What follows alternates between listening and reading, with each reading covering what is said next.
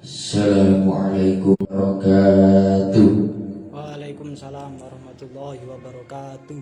Ila hadratin Nabi Mustafa Sayyidina wa Maulana Muhammadin sallallahu alaihi wasallam wa alihi wa ashabihi wa tabi'ina wa tabi'i tabi'ina ajma'in. Khususan ila jami'i masyayikh lirboyo, wabil khusus Asy-Syaikh Muhammad Anwar Mansur, khususan ila jami'il mustahiqina wa munawwibina. Lahumul Fatihah.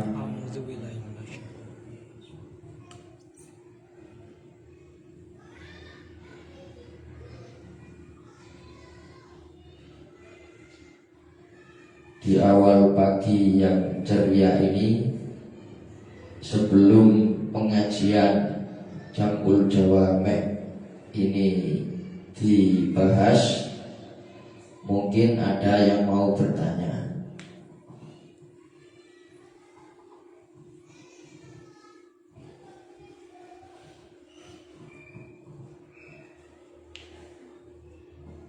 Ya, ini saya akan menanyakan. Kemarin saya itu melihat YouTube, dan situ ada seseorang di daerah Malang itu sholat menggunakan bahasa Indonesia. Jadi seluruh bacaan-bacaannya mulai dari Fatihah, takbir sampai akhir sampai salam itu menggunakan bahasa Indonesia. Nah, ini bagaimana konsep usul fikihnya secara Jamul Jawame besertaan hukumnya? Nah, kami masih kebingungan dalam masalah hukum ini, yang mungkin bisa untuk dijelaskan perinci.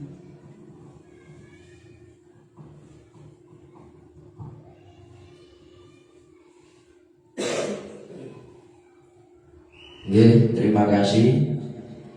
Ada pertanyaan yang cukup menarik untuk dibahas pada pagi hari ini mengenai seorang yang sholat menggunakan bahasa Indonesia.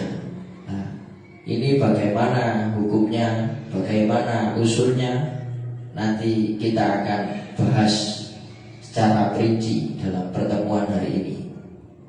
Akan tapi sebelum kita memasuki Jamul Jawame, alangkah barokahnya kita melantunkan Nadom Kaukabus Nadar karangan Imam Al-Jalaluddin As-Suyuti yang menerangkan hal ini termasuk dalam bab muradif yang ada pada kajian usul fikih. Wuqu'udi taradu fil musawwabu wa ankaram farisin wa sa'labu ka'annahu fi lughatin mufradatin wa ankaral imamu fi syar'iyyatin. Dalam dua bait di atas ini menjelaskan kalau lafaz mutaradif atau lafaz yang memiliki sinonim ini adalah al-kalimatani fasyahidan ad-dalatani ala maknan wahidin bi'tibari wahidin waqi'in alal asyaf walugatul arabi tafihatun bihi. Jadi mengenai pertanyaan tadi, ini selaras dengan pertanyaannya, bolehkah kita mengganti bacaan-bacaan sholat dengan lafaz yang mutaradif atau yang tunggal makna dengannya? Berarti misal kita menggunakan bahasa Indonesia untuk mengganti bacaan dalam sholat yang semakna, yang mana Indonesia dan Arabnya itu tunggal makna. Nah, jadi permasalahan kata yang memiliki sinonim ini diperbolehkan dengan catatan kecuali hal tersebut ini dalam masalah dogmatis atau yang kita kenal ta'abudi. Biasanya dalam bahasa kitab ta'abudi.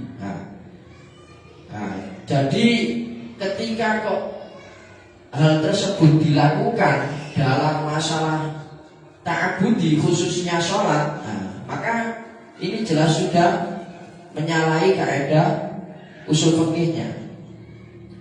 Masalah mutaradif ini ketika kita menarik usulnya, kita langsung bahas ke Jamul Jawame. Di sini ada silang pendapat antara para ulama. Pendapat pertama mengatakan hal tersebut ini jawaz. Ini diingat-ingat catatannya mutaradif ghairu ta'abbudin, selain masalah dogmatis. Pendapat pertama mengatakan jawaz. Alasannya karena kenapa kok tidak boleh? Wong yang dikehendaki itu makna, dan alat itu hanya sebagai lafaz, itu sebagai alat saja. Dan intinya yang dimaksud dari sebuah lafaz adalah maknanya. Ketika kok lafaz tersebut memiliki sinonim, berarti mengucapkan satu lafaz ini bisa mewakili lafaz yang lain. Itu menurut pendapat pertama, karena yang dimaksud dari suatu lafaz adalah maknanya, dan lafaz sendiri itu hanya sebagai alat. Seperti contoh Zaidun jalisun, diungkapkan menggunakan lafaz Zaidun qa'idun. Itu boleh-boleh saja menurut pendapat pertama. Dan pendapat kedua yang diusung oleh Imam Ar-Razi, masalah mutaradif ini baik satu bahasa Indonesia, satu bahasa atau dua bahasa Indonesia dan bahasa Arab, menurut beliau ini tidak diperbolehkan secara mutlak. Alasan beliau karena mencampur dua bahasa ini akan mengakibatkan suatu hal yang fatal, yaitu semisal ada orang mengatakan kharajtu min darin, saya keluar dari rumah. Kemudian dengan lughat Arab ini dicampur dengan menggunakan lughat Persia yang menggunakan lafaz az, kharajtu azdari. Ini akan merusak tatanan kalam. Kalamnya ini tidak mungkin bisa difaham. Kalau dua bahasa yang dicampur ini antara mustakmal dan muhmal, lafadznya itu akan merusak susunan kalam.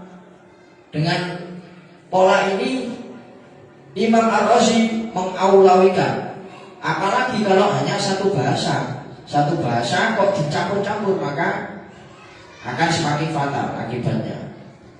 Terus pendapat ketiga yang diusung oleh Imam Baidawi dan Imam Hindi mengatakan kalau semisal mutaradifnya itu baina lughataini, di antara dua lughat, maka itu yang tidak boleh. Sama seperti konsep yang diusung oleh Imam Ar-Razi. Tapi kalau satu lughat ini diperbolehkan.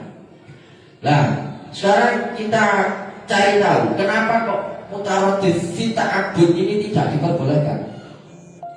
Karena ada dalil yang mana diceritakan pada suatu kisah sahabat Barok radhiyallahu an ini menerima wahyu.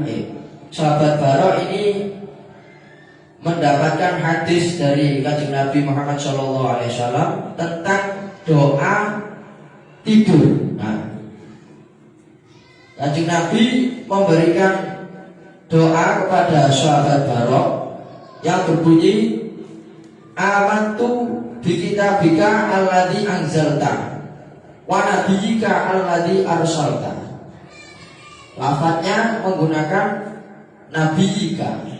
Nah, suatu hari Kanjeng Nabi Muhammad SAW ingin mengetes atau bahasanya itu mencari tahu apakah sahabat Barok ini masih mengamalkan atau tidak. Akhirnya sahabat Barok diutus Kanjeng Nabi untuk melafalkan doa tersebut. Sahabat Barok melafalkannya dengan lafaz amantu bi kitabika allati anzalta wa rasulaka alladzi arsalta. Beliau mengungkapkan dengan bahasa Rasulullah, berbeda dengan yang diungkapkan Kanjeng Nabi. Dan pada saat itu Kanjeng Nabi melarang sahabat Barok untuk melafalkan doa tadi dan membenarkannya atau mengembalikan ke awal Kanjeng Nabi meriwayatkan kepada sahabat Barok dengan menggunakan lafaz Nabi kan. Jadi kita bisa mengetahui kalau semisal Nabi dan Rasul ini kan mutarotif, tapi hal ini berhubung masalah ta'abudi atau dogmatis, maka hal ini tidak diperbolehkan. Nah, pertanyaan tadi masalah takbiratul ihram. Dalam Jambul Jawame sudah dijelaskan kalau semisal ta'abudi ini tidak diperbolehkan. Saya bacakan Bismillahirrahmanirrahim. Wa wuqu'u kulli minar radifaini wa makan al-akhar illam yakun ta'abbud bilafdihi. Ay yasihu dalika fi kulli radifaini bi ayyuta bi kullin minhuma makan al-akhar fil kalam itlamani'ah min dalik ila qol amma ma ta'abbudu bilafdihi ka takbiratil ihrami indana lil qadir alaihi fala yaqumu muradahu maqamahu li'urudi ta'abbud. Karena alasan yang dipaparkan oleh Jambul Jawame, yang namanya ta'abbud atau dogmatis ini sudah diatur oleh syariat. Kembali lagi ke pembahasan lugot yang kemarin, apakah lugot tauqifi atau istilahi. Jadi permasalahan ta'abbud ini adalah suatu yang tauqifi, atau kalau takrif dari tauqifi itu adalah alfat wa do'a Allah yang sudah dicetuskan atau yang sudah diatur oleh Allah. Maka dari itu tidak boleh untuk merubahnya atau menggunakan bahasa yang mutarotif. Begitu juga yang ada dalam Ghayatul Usulnya, selaras dengan yang ada dalam Jambul Jawame.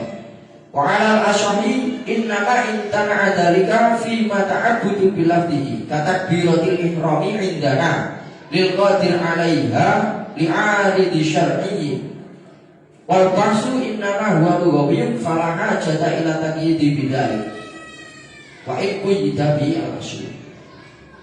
Ghayatul Usul pun ini selaras dengan yang dipaparkan dalam Jambul Jawame. Terus dilanjutkan ke Thariqatul Usulnya. Maksud dari indana itu berarti ay asy-syafi'iyah, terus ari di syar'i itu berarti memang ketetapan dari syariat, tidak bisa diganggu gugat. Nah, jadi barometer dalam permasalahan ta'abbud ini semuanya dikembalikan kepada syariat atau yang sudah ada dalam ajaran agama yang sudah disepakati oleh para ulama. Nah, terus bagaimana menanggapi furuk yang ada di dalam mahali atau fatal qorib yang mengatakan kalau semisal bagi orang yang tidak mampu atau tidak mengetahui bahasa Arab sama sekali, dia boleh menggunakan bahasanya sesuai dengan yang ia bisa. Nah, jadi tuntutan hal tersebut ini kembali lagi ke kaidah fikih yang berupa ad-darurat tubihul mahdurat. Jadi suatu kadar yang dia butuhkan, dia itu memang boleh untuk melakukannya ketika dalam keadaan darurat. Tapi ingat, ini yang catatan penting, baginya itu harus tetap belajar untuk memahami bahasa Arab. Sama, hukum asalnya pun tidak boleh aslinya. Berhubung ada darurat maka diperbolehkan. Kaidah asalnya pun sama, tetap wajib menggunakan bahasa Arab. Itu pada permasalahan mutarotif. Kemudian mengenai furuk selanjutnya yaitu naklul hadis bil makna. Nah, pada masalah ini sudah sering terjadi pada zaman sekarang. Para dakwah, para dai itu mengungkapkan hadis Kanjeng Nabi Muhammad SAW menggunakan makna atau kandungan yang ada dalamnya tidak sesuai dengan teks atau kalam Rasulullah. Pada pembahasan ini, sebelum kita lanjut ke Jamul Jawame, kita lantunkan dulu Nadham Kaukabus Sate. Naklul ahadisa bima'naha mana sa'labu ar-rashi fi qawmin ittaba' wal aksaruna jawazu lil arifi wa juwizal khatibu birratifi wa qila in awjaba ilmal khabari wa qila iyansi wa qila indakir. Dalam Nadham Kaukabus Sate menjelaskan kalau naklul hadis atau yang ada dalam Qawaidul Ala itu riwayatul hadis bil makna, ini diperbolehkan lil arif, bagi orang yang mengetahui madlul dari lafadznya hadis tadi. Naklul hadis bil makna ini diperuntukkan bagi orang yang sudah ahli. Ini pendapat yang diusung oleh Qaul Ashar, yang mana dari Qaul Ashar ini pun juga menginclude A'immatul Arba'ah. Di dalamnya itu termasuk Imam 4 madhab. Ini yang berpendapat naklul hadis ini jawaz lil arif ketika memang orang tersebut sudah memenuhi kriteria. Bismillahirrahmanirrahim. Ini dalam Kaukabus Sate-nya, dalam syarahnya, asahuhuma wa alaihi al-jubur wa minhum al-a'immatul al-arba'atu al-jawaz bisyarti an yakuna arifan bimadlulatil alfa wa maqasidaha khabiran bima yahilu ma'aniha basiran bimaqadiril tafawud bainaha fa in lam yakun kadzalik lam tajuz lahu ar-riwayatu bil makna faqat. Ketika kok memang sudah memenuhi kriteria, sudah memenuhi syarat, orang tersebut ini ahli, sudah mengetahui madlul atau suatu yang dikehendaki lafadznya itu sudah mengetahui. Dia sudah mengetahui makna-makna teks yang ada dalam hadis tadi. Dia sudah memiliki bekal ilmu balaghah, ilmu mantek, dan ilmu lain-lain. Nah, maka bagi orang seperti itu boleh-boleh saja untuk naklul hadis bil makna atau meriwayatkan hadis tidak sesuai dengan teks aslinya, tapi menggunakan muradnya, lafaz yang dikehendaki dalam hadis tadi. Nah, kalau misal tidak memenuhi syarat-syarat tadi, ya maka jelas tidak diperbolehkan. Terus pendapat kedua mengenai naklul hadis ini la yajuzu mutlaqan, atau kalau bahasa di kitab-kitab itu al-man'u mutlaqan. Terus pendapat ketiga wasalis yajuzu al-ityanu badalul lafzi bimuradihi ma'a baqa'i tarkib. Diperbolehkan untuk meriwayatkan dengan menggunakan lafaz yang semakna dengan hadis aslinya, akan tetapi tanpa merubah tarkib. Berarti susunannya, kalau yang awal mubtada terus khobar, susunannya ini harus tetap sama dengan teks aslinya. Terus pendapat yang keempat, ya juzu in aujaba al hadisa ilman ai i'tiqadan la amalan.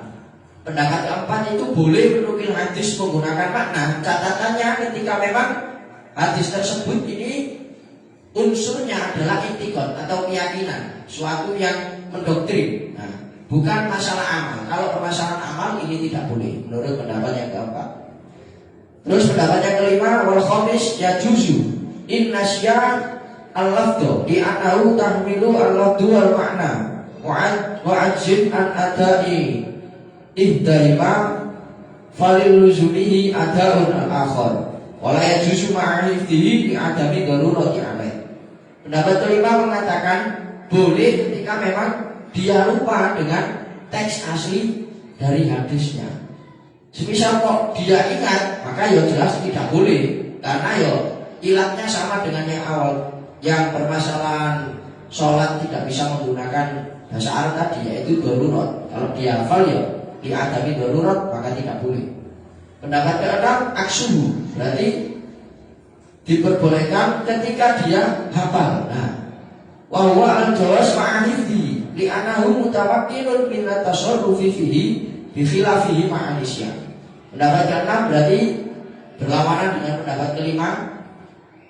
Pendapat keenam mengatakan boleh menukil hadis bil makna ketika memang dia hafal, karena kalau hafal itu bisa tepat sasaran, jadi tidak kebingungan. Kalau lupa ya jelas tidak boleh, karena nanti akan memunculkan atau mengeluarkan dalil-dalil yang salah, tidak sesuai dengan teks hadis yang ada. Kembali ke pembahasan awal, inti dari pagi hari ini masalah mengenai takbiratul ihram atau sholat yang menggunakan bahasa Indonesia. Ini hukum asalnya tidak diperbolehkan menggunakan teori usul fikih tadi, karena furuknya man ajaza tidak mampu. Nah, ini diperbolehkan karena ada darurat. Ad-daruratu tubiul mahdurat. Tetapi hukum asalnya tetap tidak boleh, karena hal tersebut merupakan ta'abbud, dan masalah ta'abbud ini harus sesuai dengan syariat. Mungkin itu saja yang bisa saya sampaikan pada pagi hari ini. Kurang lebihnya mohon maaf. Wassalamualaikum warahmatullahi wabarakatuh.